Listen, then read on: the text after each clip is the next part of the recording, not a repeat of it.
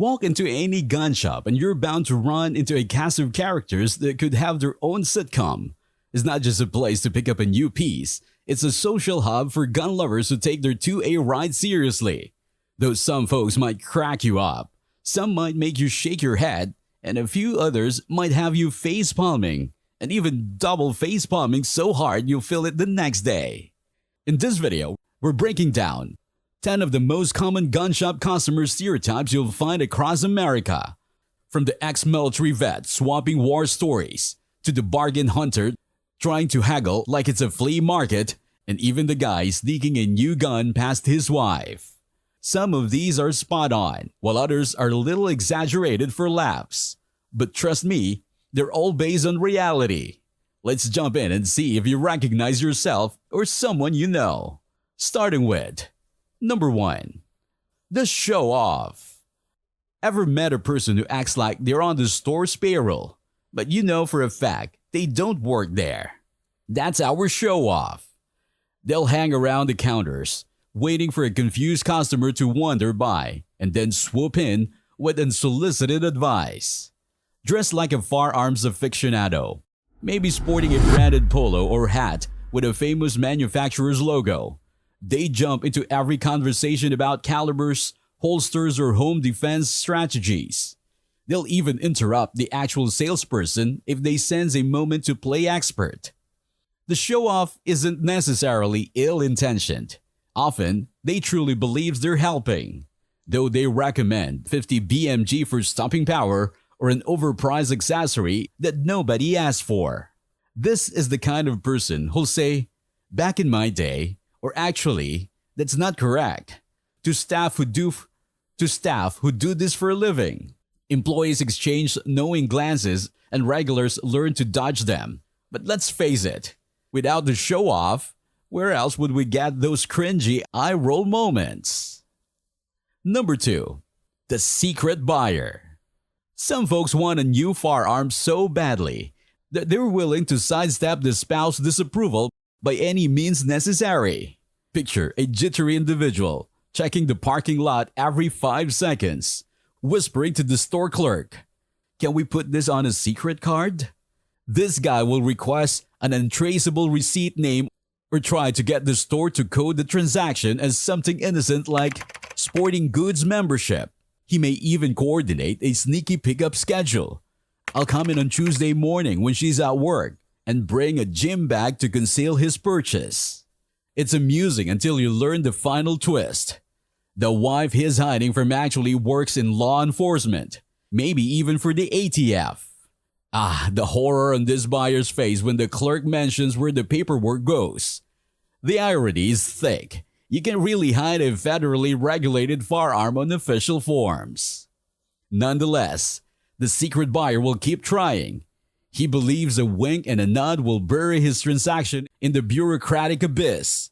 But he's in for a rude awakening if his wife's checked those forms, or wonders why a new safe mysteriously appeared in the garage. Number 3. The deal maker. If you ever tried to sell something at a garage sale, you know the type. Someone who wants to haggle in every point. When the deal maker strolls into a gun shop, they treat the price tag as a mere suggestion, repeatedly stating, "I'll pay cash," as if that'll make a difference in firearm already priced by the market and bound by federal regulations. They'll mention that they know the owner's mom or have a friend of a friend who works in the back. They'll wave an internal listing, often from obscure site, claiming they have it for $50 cheaper. Can you match that? The staff, of course, politely explain that overhead, compliance fees, and transfer regulations aren't negotiable. But the deal maker never gives up. They'll buzz out like, "Come on, help a fellow 2A supporter out." Or, "This is for self-defense. I shouldn't have to pay so much." You can't blame them for trying to save a few bucks, but it's an endless charade that rarely pays off in a gun shop. The staff might give a small discount on accessories or a free t-shirt, if only to wrap up the conversation and move on. Number 4. The impatient buyer. We all know online ordering can be exciting, but the impatient buyer takes it to a new level. They've been tracking their shipment non-stop, hitting refresh on the counter's website every few minutes. The moment they see delivered on the tracking page, they bolt out the door and race to the gun store. Upon arrival, they stride straight to the counter, phone in hand, pointing to the status update. UPS says it's here, so can I just get it now? Of course, the store still has to log the firearm into their books and process paperwork and run the necessary checks. A 5-minute or even a 1-hour wait feels like an eternity to this customer. They'll stand at the counter, arms folded, occasionally clearing their throat. They might glance accusingly at employees who are stocking shelves or helping other customers. Patience is a virtue this buyer lacks. Staff have seen it all before, politely reminding them, "We'll let you know as soon as it's ready." But no matter how often it's explained, the impatient buyer can't understand why they just can't grab their gun and leave on the spot. Real quick, before we move to the next stereotype, if you're enjoying the content so far, please hit the like button, subscribe, and don't forget to click the bell icon so you never miss a new upload. Let's continue with Number 5. The Mall Ninja. Imagine an individual decked out in tactical gear from head to toe, a plate carrier, combat boots, fingerless gloves, just to pick up a box of ammo. That's the Mall Ninja. They're convinced that every trip to the store is an elite mission, sporting gear typically used by special ops teams, or at least that's the vibe they want to give off. They'll use phrases like high speed, low drag to describe their latest purchase and occasionally attempt an operator role behind the display cases. Despite the intimidating facade, they often lack basic firearms fundamentals. They'll buy a $2,000 rifle with every imaginable attachment, lasers, red dots, foregrips, but no idea how to zero any of it. Mall ninjas are easy to spot at the range too. They're the ones constantly fiddling with gear while firing a few inaccurate shots. Yet part of what makes them endearing is their enthusiasm. They've got heart. They love their Second Amendment freedoms, and they're not shy about outfitting themselves with all the bells and whistles. Whether you cringe or chuckle, the Mall Ninja is a staple of modern gun culture. Number 6. The Online Bargain Hunter. Every gun shop has encountered the online bargain hunter who waves their phone around, boasting about a deal so cheap it defies logic. "Look, I can get a Desert Eagle for $25 on this site." They're usually referencing some suspicious overseas website with a domain that screams scam. When the staff patiently explains that shipping, transfer fees, and the risk of fraud might make this deal less than ideal, the bargain hunter shrugs it off. To them, any discussion of hidden costs is just an excuse to charge more. The real kicker is that they'll demand the shop price match. Never mind that the online ad might be a random seller with no official listing or even a questionable existence. Bargain hunters firmly believe they've cracked the code to saving hundreds or thousands on firearms. In their mind, a gun store's overhead is an optional surcharge. While their confidence is amusing, it can also be exasperating. The staff might occasionally chuckle and say, "Sure, if you can get it for 25 cents, go for it," fully aware that next time they see the bargain hunter, it'll be a tale of lost money or a canceled credit card. Number 7. The Glock Skeptic. Now, this one is a classic.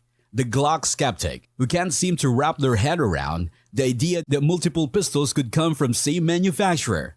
They'll pick up a Glock 19, stare intently and ask, "Who makes this?" The employee replies, "Glock."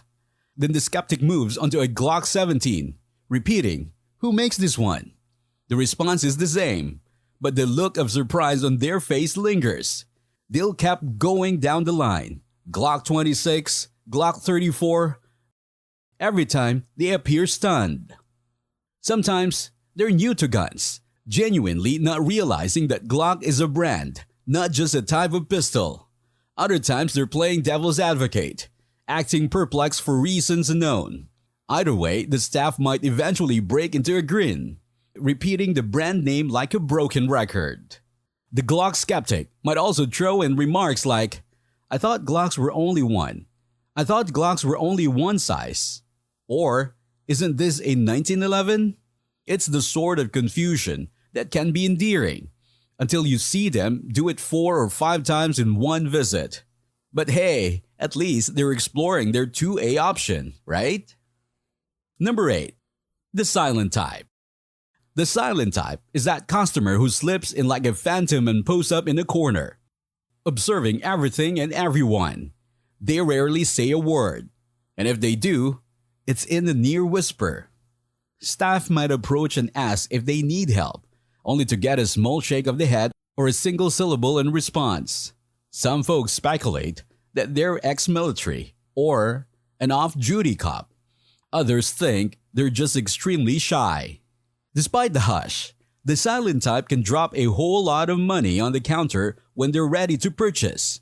It's not unusual for them to buy something high-end, a custom 911 or a premium AR-10, after minimal conversation. Then they vanish as quickly as they came, leaving the staff scratching their heads about the quiet figure. In a way, they're the polar opposite of the show-off. While that one begs for attention, this one actively avoids it. But hey, to each their own, the Second Amendment is for everyone, including the strong and silent. Number 9. The fudd. The fudd is convinced that anything designed post-1960 isn't a real firearm. For them, an AR-15 is a military rifle. But somehow, an M1 Garand is perfectly fine for deer season. They're the kind of person who looks at polymer stocks with contempt and questions the reliability of anything that hasn't been around since the Korean War. They cling to their beloved bolt-action or lever-action rifles, confident that if it was good enough for Grandpa, it's good enough for me. When the fudd speaks, they often mention, "Back in my day," or all you need is a 12 gauge. They might scoff at the idea of modern optics, implying that iron sights are superior for any application. While the worldview can seem outdated, there's a nostalgic charm in their devotion to old-school firearms. Plus, they do share a wealth of knowledge about classic shooting techniques. The staff may try to convince them that a new age 223 can take a coyote just as easily as a 30-30 lever. But the fudd waves them off. Progress is the enemy of tradition in their eyes, but they're still part of the diverse tapestry that makes up America's gun culture. Number 10. The tactical operator. Finally, there's the tactical operator. Open dress in full kit for simpler ammo run. They might have a camouflage plate carrier, a thigh holster, and gloves with the fingers cut out, all while strolling the store aisles.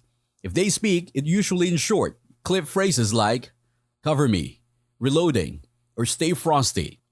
They're hyper-focused on whether each firearm is operator-approved. A gun that hasn't been used by special forces? Hard pass. They only want what's tier 1. You'll see them practice tactical reloads in front of the counter, or maybe perform a quick spin to check 6. The staff bemused might offer them regular ammo, only to hear, "I prefer sealed battle packs for moisture resistance." Sure, some of them might have real combat experience, but many do not. Instead, they're living out their door kicker fantasies in a safe, commercial environment. Yet, you've got to admire the passion. Their interest in serious training and gear could be beneficial, assuming they train at the range and not just pose. Whether you find them over the top or inspiring, the tactical operator is a fixture in the community, ready to stand for the Second Amendment at a moment's notice. And that's it for this video. Thank you for staying with us through these 10 silly customer stereotypes. If it gave you a good laugh, please consider leaving a like, sharing this video with your friends, and subscribing to our channel. Click on the bell icon too while you're at it. See you next time.